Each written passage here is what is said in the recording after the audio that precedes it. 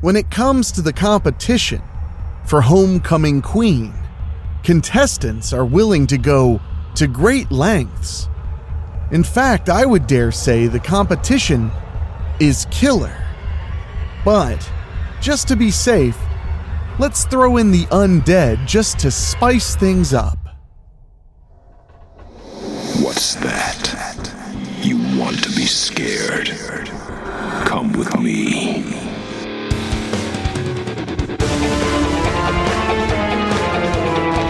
You will experience tales of horror, ghosts, and death. It is not recommended for the weak at heart.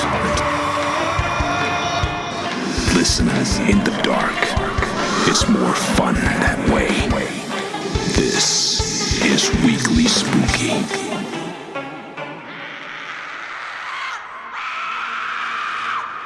Hello, my spookies. It's Wednesday, the first of a new year, 2024. And it's time for some spooky in your weekly. I'm your host and narrator, Enrique Couto, and we have quite a story for you tonight. A 1 of 5-parter, just for you special spookies who stick around through January. Something extra special for you to gnaw on and keep yourself scared. And before we get to the first installment, I want to say thank you all so much. Over the holiday season, we reached a goal I have been hoping for over 2 years. We've reached over 100 Patreon backers. That really is incredible to me. We're at 102 right now, and I couldn't have done it without you. You see, when it comes to the world of podcasting, January, February, and March are the hardest time to sell advertisements. It's the hardest time to get new listeners. So your support on Patreon really helps us get through the colder, darker winter months. And I really sincerely do appreciate it. And if you want to get involved in the action for as little as $1 a month, just go to weeklyspooky.com and click on Patreon. Not only are you helping us keep the show going, but you get 2 terrifying tales every month as a thank you. And these terrifying tales are a part of a 12-part series called The Weekend that I know you'll really enjoy. So make sure to go to weeklyspooky.com if you haven't already and click on Patreon and consider giving us just a little bit of help every month so that we can give you your dose of spooky on the weekly. But now, my friends, I've been waiting months and months to reveal this mini-series to you. Every January, we do something fun in the realm of miniseries, and this one is no exception. Tons of mystery, intrigue, sex, murder, and more to come. And it all starts now, after these quick words.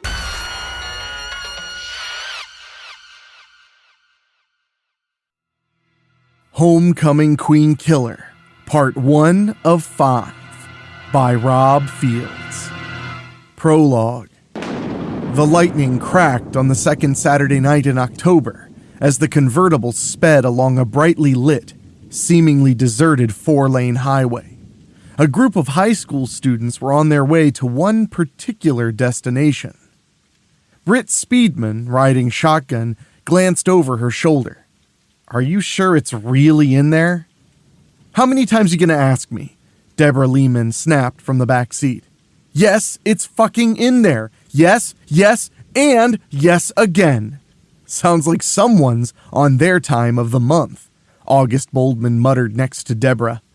"Eat me," Deborah retorted. August smirked. "I'll be glad to." Deborah flipped him off as the convertible finally came to the fence that surrounded Greenlawn Cemetery. Arnie Razor Rathman hit the brakes and swerved the car so that it lined up with the main entrance. Then he sped through the open gates and followed Deborah's directions. It took Razor nearly 5 minutes to drive through the vast burial grounds before they finally stopped at their destination. When Razor turned off the motor, he and Britt got out. Razor pulled his seat forward to let the 4 riding in back get out. When skinny Melizan Lapala staggered in getting out, Razor caught her as she fell into his arms. When their eyes met, he looked at her blankly, before easily lifting her out of the car and placing her on her feet. Thanks, Melisande said uneasily, looking up at the hulking giant. Razor nodded once. Then they caught up with the rest of the group. Deborah led them through several rows of tombstones before they saw the one that would easily get anyone's attention. A lone grave, spray-painted with the words, Prom Queen Killer. Deborah knelt down in front of the tombstone. Loralee Hardy, she managed to say. Didn't you used to date her? Melisande asked. Deborah glanced her way. More like we fucked. We never went on dates. She stood and faced her friends. I still can't believe what Loralee did in Strickfield last spring. She pointed to the tombstone. This right here.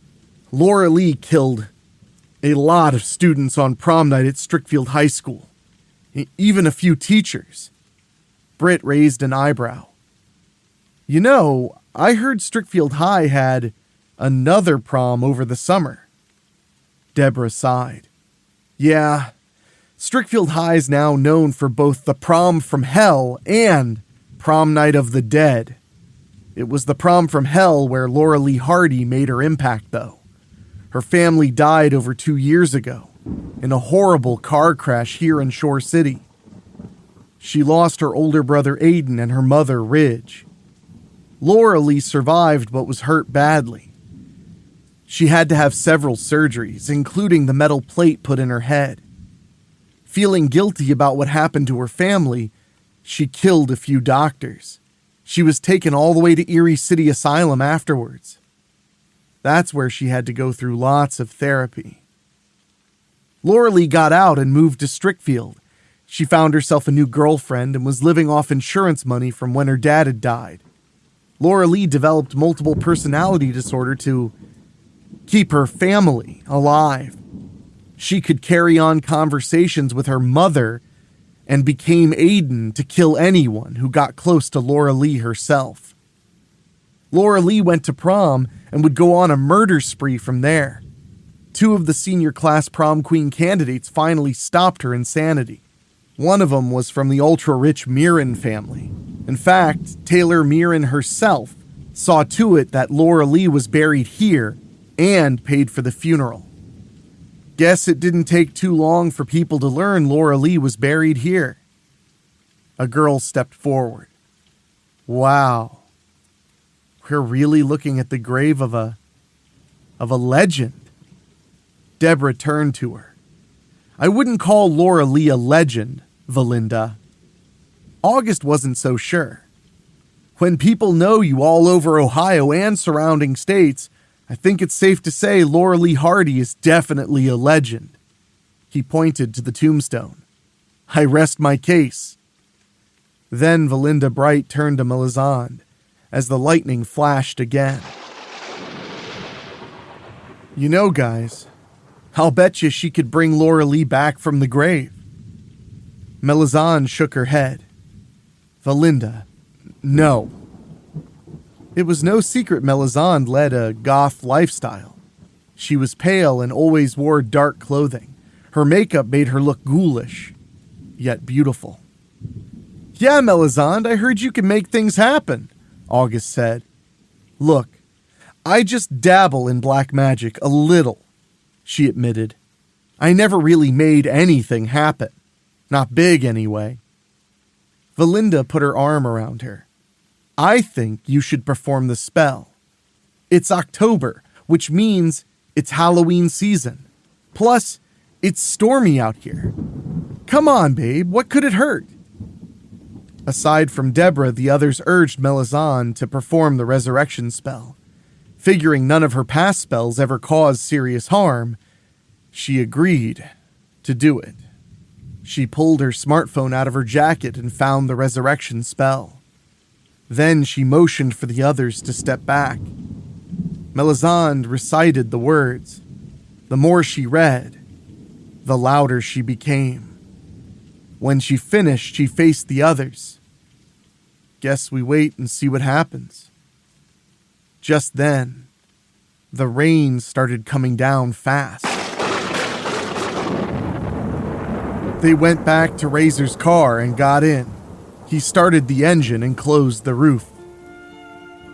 From within a dark place, two eyes opened. Unfortunately, their owner only saw total darkness. Then the eerie red aura glowed around the body, causing it to become fully restored almost instantly. After the glowing stopped, Loralee Hardy gasped her first breath upon being resurrected. She pushed up and felt her hands being stopped suddenly. Then she remembered what had happened in the Strickfield High School gymnasium at the prom. Taylor Mirren and Cheryl Blint had killed her. Mainly it was Cheryl who had stabbed her to death, but Taylor was also involved. Loralee understood. She was in a coffin, likely buried. She groaned and pushed against the padded ceiling with grim determination and screamed when the lock broke. She pushed harder to force the lid open. Dirt poured fast into the coffin, but Loralee refused to be a prisoner to it any longer.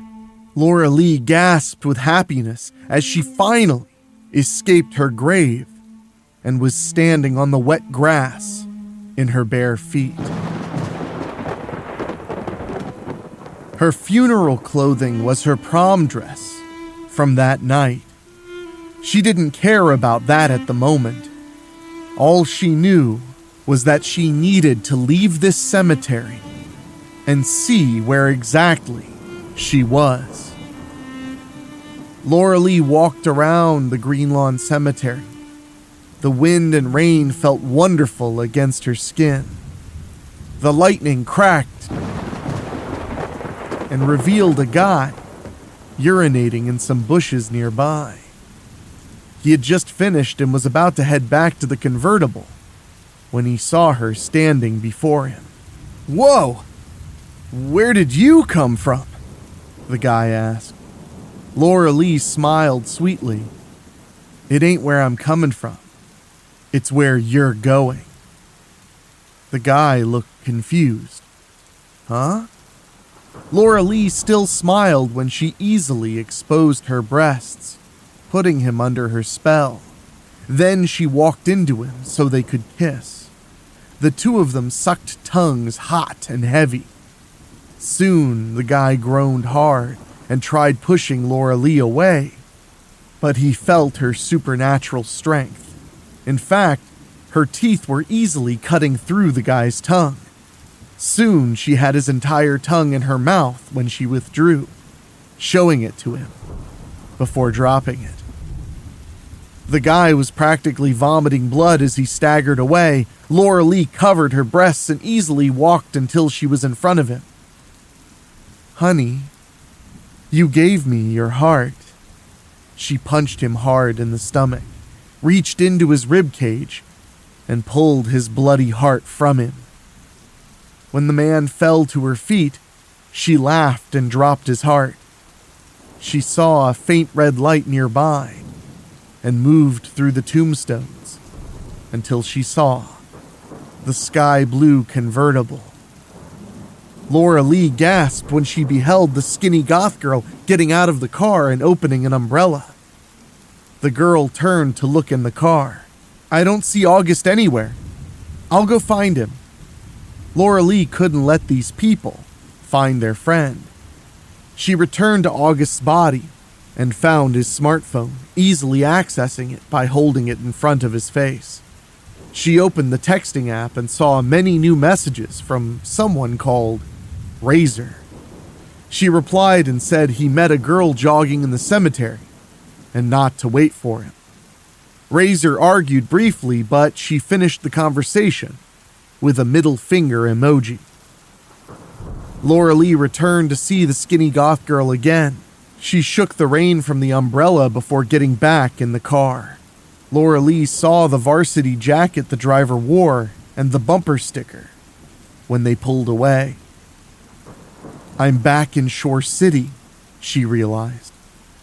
I can have a completely new start here. Those people go to Shore City East High School. Well, that's where I'm going too. Loralee hugged herself knowing she had fallen in love with the skinny goth girl. She made a vow right then and there to find her and win her heart. She also vowed to kill anyone who got in her way. Melisande walked into the house after being dropped off. Almost immediately, her parents were all over her. "Kinda late, ain't ya?" her dad demanded. "I'm 18 years old," Melisande protested. "And still living under our roof," her mom corrected her. Her dad pointed right at her. "That's right. That means you do whatever we say. And for starters, get that satanic clothing off your body and put something decent on." Melisande tightened her fists. "What is your problem? I'm not hurting anybody."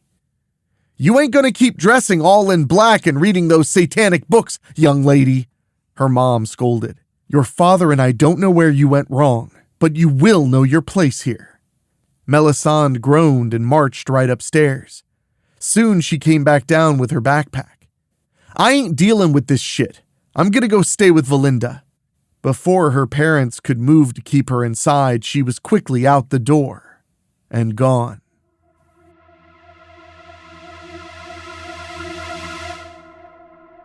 Loralee stole a car from someone who came to Greenlawn Cemetery to pay his respects to his deceased wife. She hopped into the car, motor running, and caught up to the convertible. Seeing the skinny goth girl was dropped off, she hid the car and crept to the girl's house. Through an open window, she had heard everything. Loralee entered the house and grabbed 2 knives from a kitchen drawer. She tightened her jaw the same way her brother Aiden did in life and marched into the living room. The girl's parents began yelling at Loralee now. Loralee screamed and buried 1 knife in the mother's throat. When the father rushed at her, she opened up his throat with her other knife. She took the knife back from the mother's neck and kicked her husband into his recliner. Loralee sprang onto him and purred softly as she repeatedly stabbed him with both knives. She was a bloody mess when she was finished. Then Loralee heard the mother barely breathing and stood to face her. Without mercy, Loralee grabbed the older woman's hair and forced her down onto her back. Then she knelt down in front of the couch and went into a stabbing frenzy. When Loralee was finished, she stood up and felt the blood running down her flesh. "You will never treat that lovely girl like that ever again," Loralee murmured. Knowing the goth girl wasn't returning home tonight, she went back out into the storm with the knives. The heavy rain both washed her and the blades clean. Walking over a small bridge, she dropped the knives into the water. Loralee had lost the goth girl for the moment, but she knew she would find her again. Are you afraid? Good. Weekly Spooky will be right back.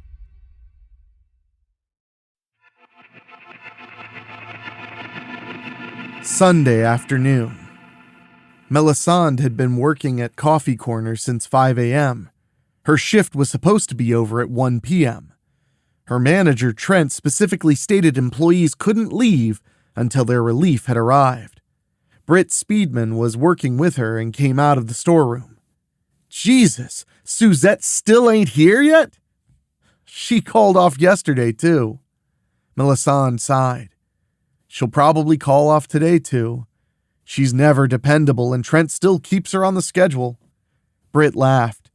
"If we had tits like hers, we'd be getting special favors from Trent, too. But we don't. So we don't."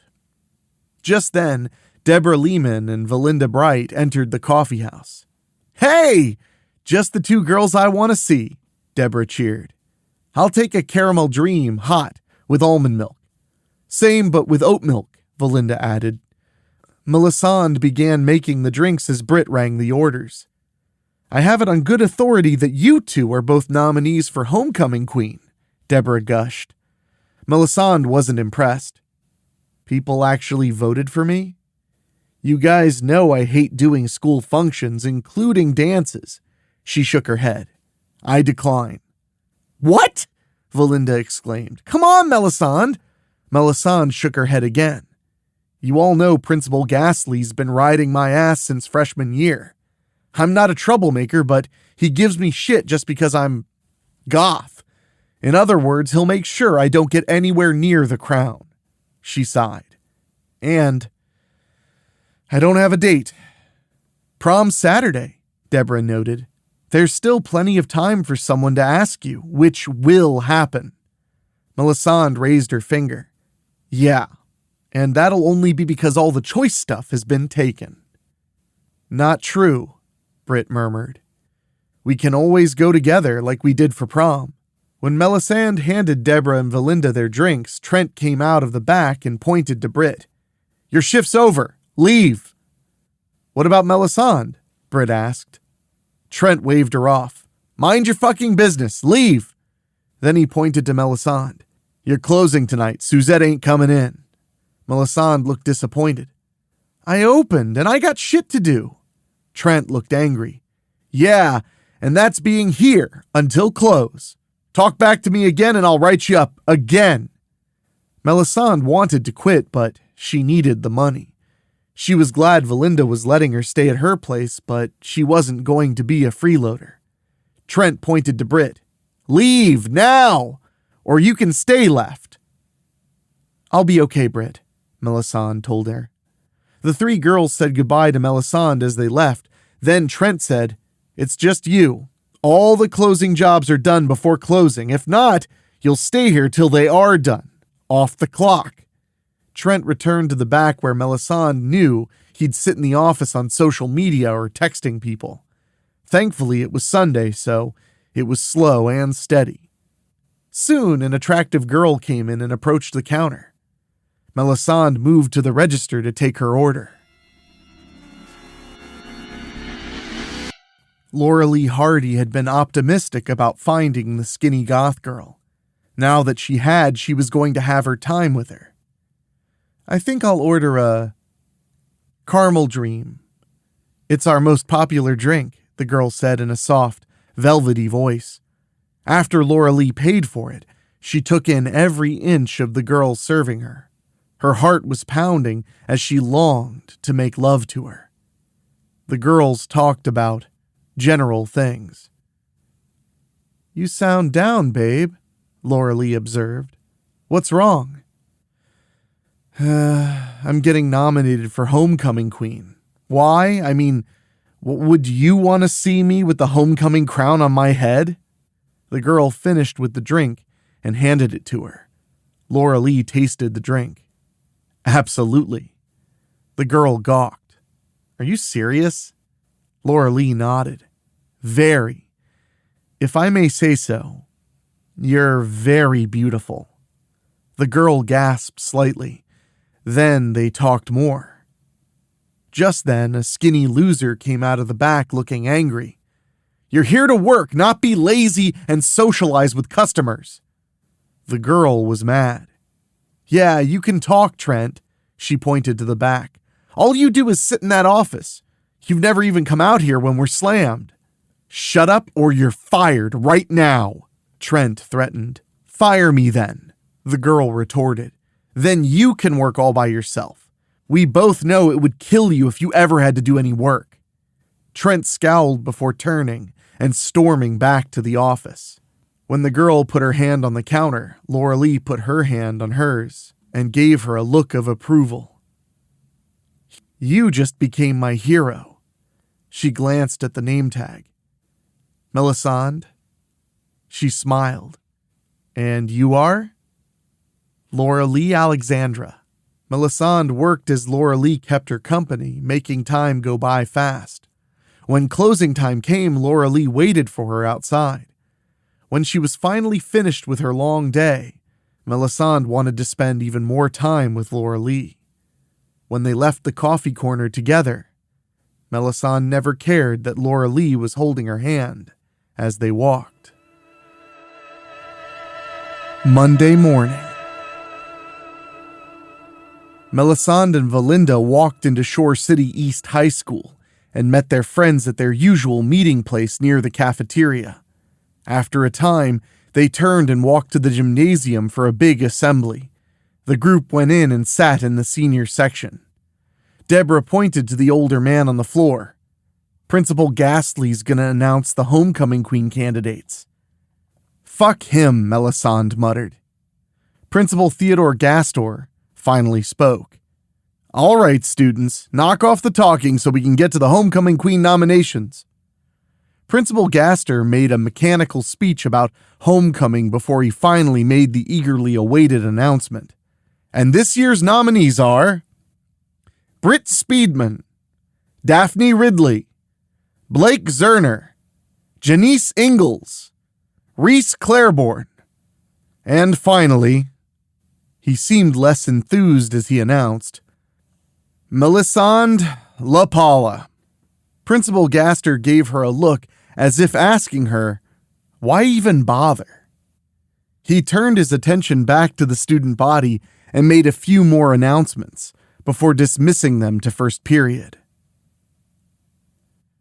As Melisande walked to second period, she was suddenly grabbed and her mouth covered. She struggled to break loose as she was pulled into an empty classroom. Her captor released her and pulled the door shut. Melisande turned and gasped when she saw Ali Prinz, who was quite intimidating, standing at 6'2" and muscular. Melisande guessed Ali intimidated most everybody at Shore City East High. "Turn and face me, you Satanist skank." Melisande turned to see Reese Claiborne sitting on the teacher's desk. In truth, she feared Reese more than Ali. It was no secret Reese came from money. Some students wondered if she had the kind of money the Mirren family had. It was also no secret that Reese got whatever she wanted, whenever she wanted. Melisande took in Reese's platinum blonde hair, her hourglass figure, and her surgically enhanced upper body. But it was Reese's eyes that burned with a fire that chilled her own blood. Reese pointed right at her. "Drop out of the running for homecoming queen right now." She looked at Melisande with disgust.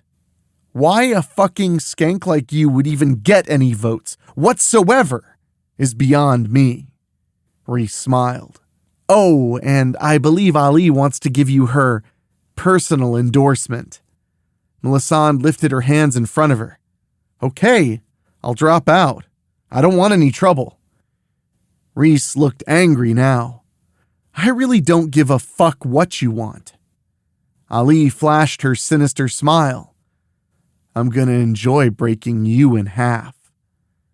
Before Ali could grab her, Melisande dropped to her knees and crawled right through Ali's legs. She sprang to her feet and escaped to her second class period. Monday afternoon. After school, Melisande and Britt were an hour into their shift at Coffee Corner when Loralee Alexandra walked in. Melisandre's spirits lifted immediately. "What can I get you, Loralee?" she asked.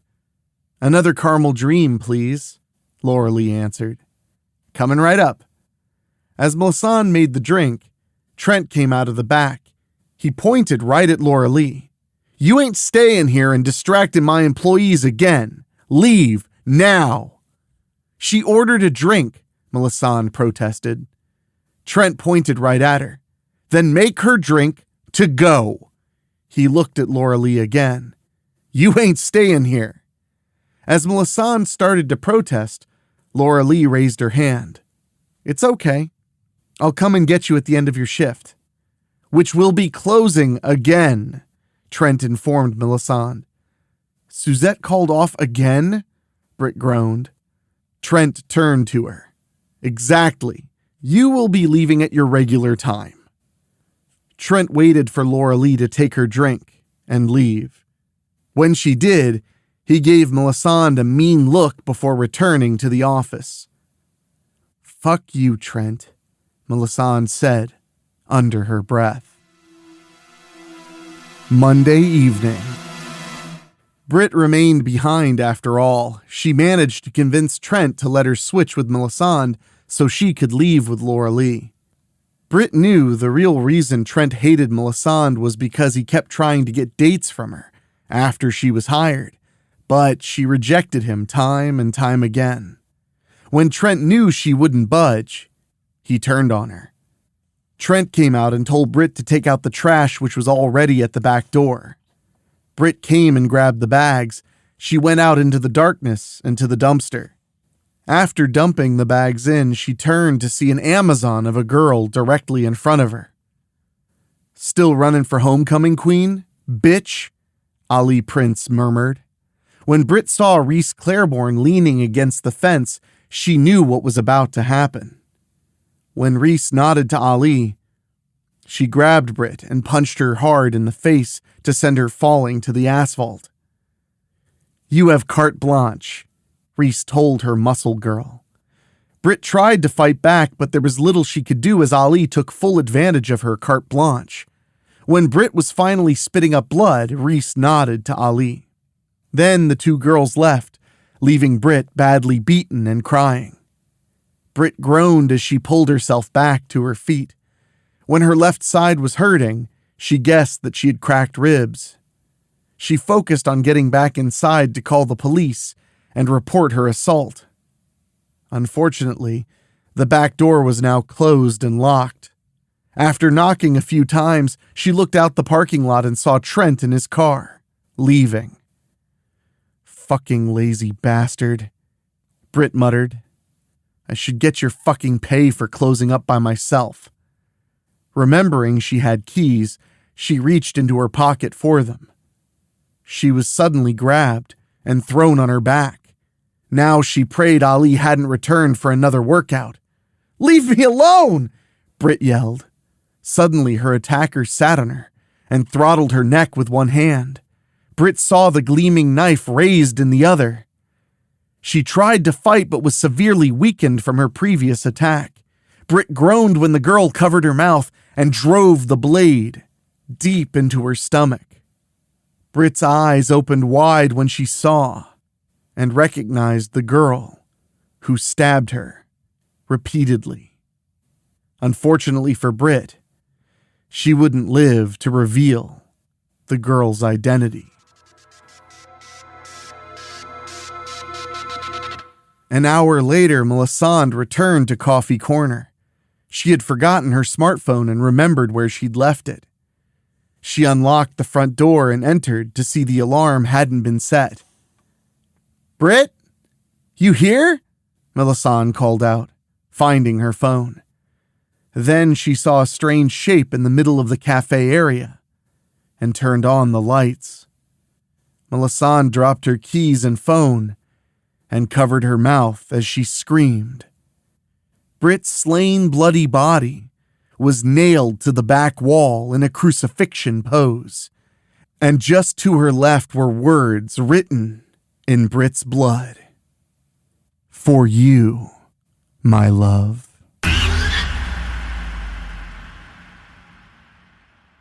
Well, my spookies, that's the end of part 1, but don't worry. Next Wednesday, same time, same place right here at Weekly Spooky, we'll bring you part 2 of the Homecoming Queen Killer and let you find out more of what exactly is going on in Shore City. And I, for one, can't wait to reveal it all to you. And speaking of, I can't wait to head up to the colds of northern Michigan. That's right, I'm taking my, I guess you'll call it sabbatical, up to northern Michigan as I do every January, at least for the last few years. But don't worry, while I'm gone, you'll have plenty to listen to. You'll have compilations, new episodes, an episode of Terrifying and True on Monday, and so much more. In fact, honestly, you wouldn't even know I was gone if I didn't tell you. But I am looking forward to it. But before we get out of here, I really can't thank you guys enough for helping get the Patreon up and to where it is now. It really means the world to me. I've been working on the show for 4 years with so many talented artists, authors, and I just really thank you. Thank you from the bottom of my heart, and I want to say an extra special thank you to our Patreon podcast boosters. These are folks who pay a little bit more to hear their names at the end of the show, and they are Johnny Nix, John Callan, Bobbletopia.com, Megan Hua, Jenny Green, Julia Kirsch, Brent McCullough, Steve King, Karen Weemet, Jack Kerr, and Craig Cohen. If you want to join them and hear your name at the end of every show, just go to weeklyspooky.com, click on Patreon, and select any tier at the $15 or higher mark, and you'll get my undying gratitude on top of that. But right now, I have to get back to work because there's so much more spooky to bring you, even in January, as everyone is cold in their homes. We still need to be chilled to our bones. So, I'll see you guys real soon. For myself, for my executive producers Rob Fields and Mark Shields, my producer Dan Wilder, and my composer Ray Mattis, oh, it is going to be a very good year for the spooky. Talk at you later. Thank you for listening. Make sure to find your way back next week. But for now, you are safe. Trust me.